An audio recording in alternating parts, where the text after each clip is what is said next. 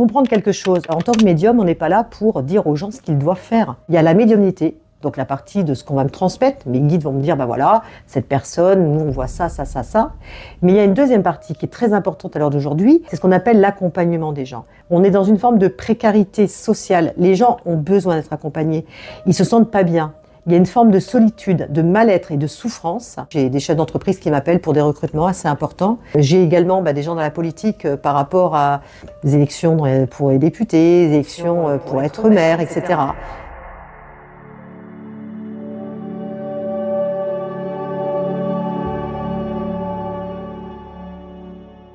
On est sur une personne sur 3 qui consomme de la médiumnité. Oui. Au moins une fois dans l'année. Complètement. C'est beaucoup. Oui. Mais c'est invisible. Oui, c'est invisible. Et ce qui est d'autant plus rigolo, c'est que quand tu te retrouves avec une bande de potes de 10-15 autour d'une table, les gens ne savent pas, alors qu'ils sont assis les uns à côté des autres, ne savent pas que les autres consultent. C'est assez marrant. Ça m'est déjà arrivé aussi, de faire en sorte, pendant un repas avec des copains, de dire, mais au fait, tu consultes toi? Ah bah oui. Et les autres les regardent, ah bon, tu consultes? Ah oui, mais moi aussi. C'est tabou. Ouais. On n'en parle pas. Les gens ont peur. On parle plus de sexe que de médiumnité. Parce que c'est encore un côté, si tu veux, le côté sorcier, le côté oui, on ne veut pas y croire et puis on n'ose pas le dire parce que ça fait un peu louche. Les vrais médiums d'à l'époque finissaient au bûcher. Hein. Bon, une époque. Si j'avais été. Oui, on les appelait les sorciers, tout simplement. Jeanne d'Arc, c'était quoi? C'était sûrement une médium. Oui, pour moi, oui, tout à fait. Et on les voix. On l'a traité de sorcière. Comme je l'ai dit tout à l'heure. Elle avait des messages. C'est ça. Comme je l'ai dit tout à l'heure, quand j'ai pensé que j'étais un peu schizo, parce que c'était au début où j'arrivais pas à gérer et à couper le canal. Après, ça s'apprend, on arrive plus facilement à vivre. Il y en a beaucoup des vrais médiums? Alors honnêtement, je ne saurais pas te dire. Par contre, ce que je sais, c'est qu'il y a beaucoup d'arnaques. Oui, en fait, tu ne saurais pas dire s'il y en a beaucoup, mais dans les gens qui se disent médium, tu saurais dire que là, il n'y en a peut-être pas beaucoup. Alors médium et voyant, parce qu'attention, les gens, si tu veux, quand tu dis médium, ils ne savent pas trop faire la différence. C'est là où c'est intéressant justement d'expliquer peut-être qu'est-ce qu'un voyant et qu'est-ce qu'un médium. Un voyant, c'est ni plus ni moins quelqu'un qui va avoir des dons de voyance, tout simplement, qui va te prédire l'avenir avec un support. Alors ça peut être la cartomancie, ça peut être la boule de cristal, ça peut être les runes, ça peut être le pendule. Il y a plein de supports, ou le maracafé aussi pour certains, qui sont développés. Par contre, un médium, lui, il est directement connecté avec l'au-delà, d'accord ? C'est-à-dire qu'il n'a pas besoin de support. En général, on a un oracle, voire peut-être 2 pour certains médiums, parce que je ne les connais pas tous, mais on a un oracle qui va nous servir à conforter et affiner certains de renseignements que nos guides nous transmettent. Alors je dis guide ou ange, ça dépend également celui qu'on veut utiliser. C'est ni plus ni moins nos défunts qui sont au-dessus de nous et qui nous transmettent les messages. Quand on ouvre le canal, ces défunts viennent, d'accord ? Ça c'est pareil, on en fera peut-être une autre vidéo un autre jour, mais on n'appelle pas les défunts. Les défunts, on ne les dérange pas, c'est eux qui viennent à nous. D'accord ? Donc la différence entre un médium et un voyant, c'est que le voyant tout simplement a un support, le médium n'a pas de support. Et le médium a la possibilité et de voir et d'entendre. C'est-à-dire de voir, c'est ce qu'on appelle les flashs, entendre, c'est ni plus ni moins le canal.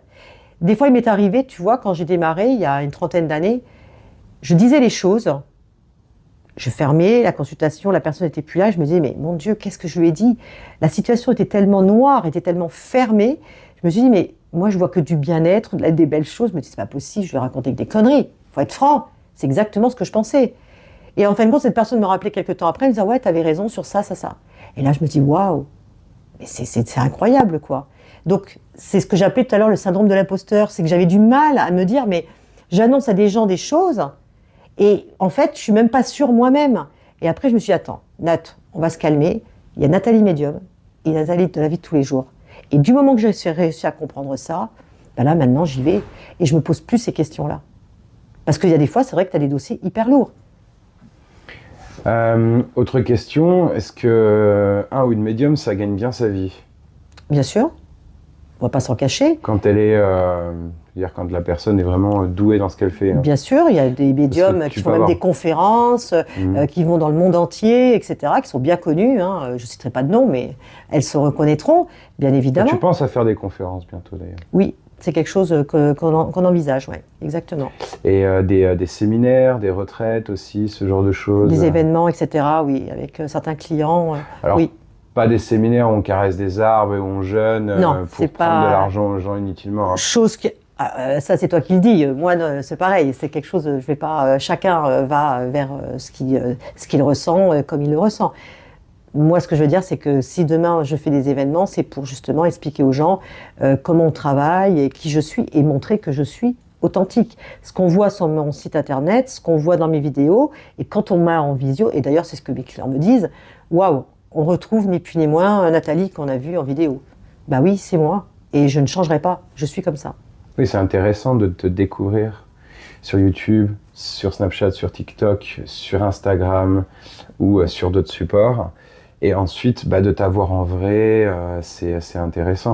Mais tu sais que, je vais te raconter une anecdote, il n'y a pas si longtemps que ça, pour te dire jusqu'où ça va l'arnaque. On parlait d'arnaque tout à l'heure. Ouais. Il y a une dame, elle avait pris le rendez-vous pour une consultation. Et quand elle m'a vue, elle m'a dit « Waouh, je suis contente, c'est vous ». J'ai bugué de 2 secondes, je dis « Mais pourquoi vous me dites ça ? Bien sûr que c'est moi, je ne comprends pas ». Elle me dit « Figurez-vous, je me suis fait arnaquer il n'y a pas très longtemps. Elle était tombée sur un site internet, je ne lui ai même pas demandé le nom parce que ça ne m'intéresse pas.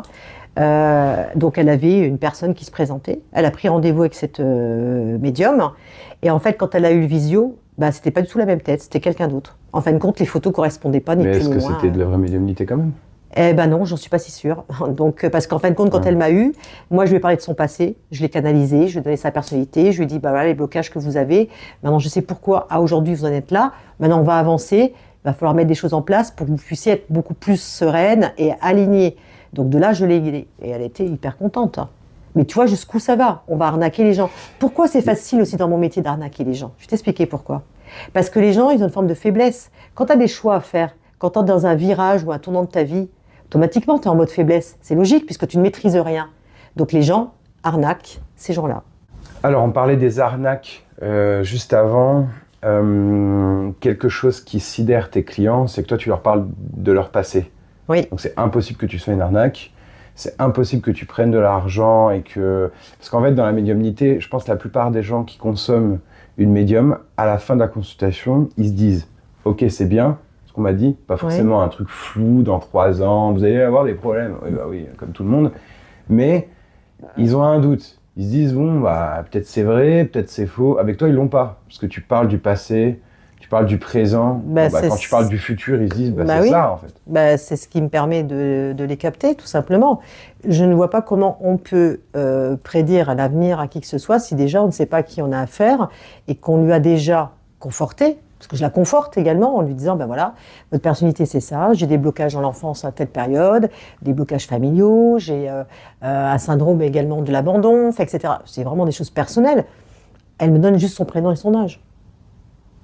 Oui, par contre, un voyant n'est pas mauvais s'il ne voit pas le passé. Un voyant, c'est futur, c'est que pas futur. Du tout. Pour moi, oui. Un médium, c'est passé, présent, futur. C'est ça qui est puissant. C'est ça. Et il y a même une notion après d'accompagnement que tu peux avoir que quelqu'un qui parle juste du futur ne peut pas trop avoir. Exactement. Ou alors va se transformer en une espèce de conseiller. Oui, on peut... Alors que toi, ce qui se rapproche le plus, c'est peut-être un peu psy avec application. J'irai pas jusque-là. Ce qui se rapproche le plus. Oui. Psy avec application de conseil, parce qu'un psy ne donne pas de conseils en général. Non, mais par contre, oui, conseils, après qu'ils suivent ou qu'ils ne suivent pas, c'est leur libre arbitre. Donc s'ils ne suivent pas et puis que ça a foiré, ils ne peuvent pas dire que c'est mon don qui n'a pas été... Mais du coup, venir te consulter, c'est avoir sa médiumnité, avoir aussi un aspect d'accompagnement, de bienveillance, d'expérience, et avoir aussi des conseils. Tout ça avec la pédagogie et la compréhension totale de qui est la personne. Parce que y a des gens qui donnent des conseils, c'est des très bons conseils, mais ne te connaissent pas forcément à ce point-là. Alors que toi, tu connais quelqu'un, passé, présent, futur, tu connais la personne. J'ai plus de facilité je rentre dans son intimité, là. Voilà. Vraiment. Donc, quand tu la conseilles, personne d'autre, il me semble, pourrait donner des aussi bons conseils que toi pour cette personne-là, qu'elle écoute ou pas après. Oui, on est bien d'accord. Oui, tout à fait. Donc c'est bien de venir chercher ce côté, du coup, médium, accompagnement et conseil. Complètement. C'est différent. Et plein de médiums font pas forcément ça. C'est juste à venir. Je ne serais pas capable de te le dire parce que je ne consulte pas de médium. C'est vrai, contrairement à la plupart des médiums qui consultent, d'ailleurs. Mais tu connais des médiums qui sont assez connus ou réputés. Oui. Et eux, ils font juste de la médiumnité vraiment classique. Alors, ils sont très bons, mais ils font de la médiumnité classique. Toi, tu vas plus loin. Oui. parce qu'il y a l'accompagnement. Parce qu'aujourd'hui, on est dans cette demande également.